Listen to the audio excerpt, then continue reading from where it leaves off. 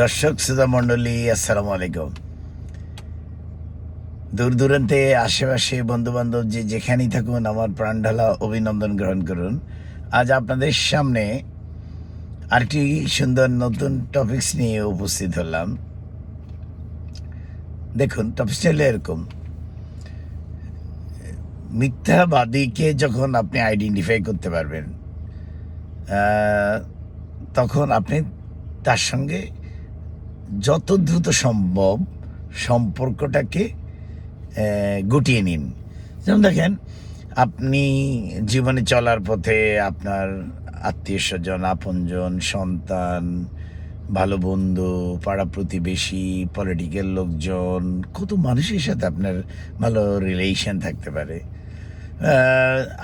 When you are joking, বা কেউ যখন জোকস করছে, আড্ডা দিচ্ছে, বন্ধুদেরকে হাসানোর পরিকল্পনা করতেছে, this is one kind of stage or situation or একটা ওয়ে।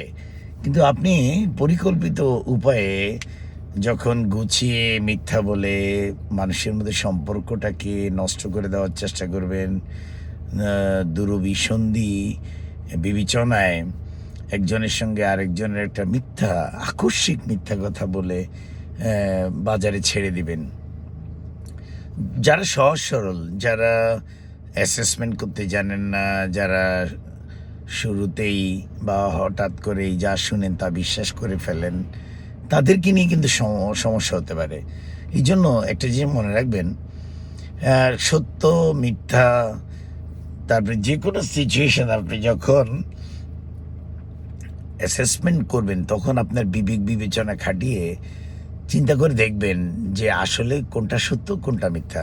হুট করে কারো কথার উপর ভিত্তি করে একজনকে ভুল বুঝবেন না, অ্যাসেসমেন্ট করবেন এবং আদৌ তিনি সত্য বললেন না মিথ্যা বললেন, আদৌ তিনি পরিকল্পিত উপায়ে আপনার সম্পর্ক নষ্ট করার জন্য এই কথা বলেছেন কিনা সেটা যাচাই বাছাই করবেন। দেখবেন মিথ্যাবাদী অতি অল্প সময়ের ভিতরে আপনার নজরদারিতে চলে আসবে।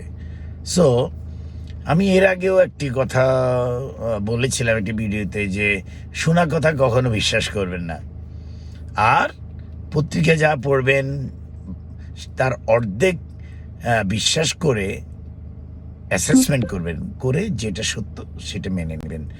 আর মিথ্যাবাদীকে চিহ্নিত করা মাত্রই সম্পর্কটাকে আস্তে আস্তে গুটিয়ে নিন, একটি সুন্দর দূরত্ব বজায় রাখুন, ভালো মানুষের সাথে চলতে শিখুন, ভালো মানুষের সাথে সুসম্পর্ক রক্ষা করার চেষ্টা করুন, আর খারাপ লোক চিহ্নিত করতে পারলেই নিজেকে আড়াল করুন। আরেকটি সুন্দর টপিকস নিয়ে আসার আগ পর্যন্ত যে যেখানেই থাকুন, ভালো থাকুন। আল্লাহ হাফেজ।